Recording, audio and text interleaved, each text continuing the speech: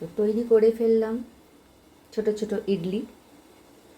যেমন ছোট সাইজের কুকার, ছোট সাইজের ইডলি। আমার ছোট ছোট ইডলি খেতেই ভালো লাগে, তাই জন্যই আমি এটা অর্ডার করেছিলাম। পেজটাকে অবশ্যই ফলো করে নেবেন, আর ইউটিউব থেকে দেখলে চ্যানেলটাকে সাবস্ক্রাইব করে নেবেন। বাই।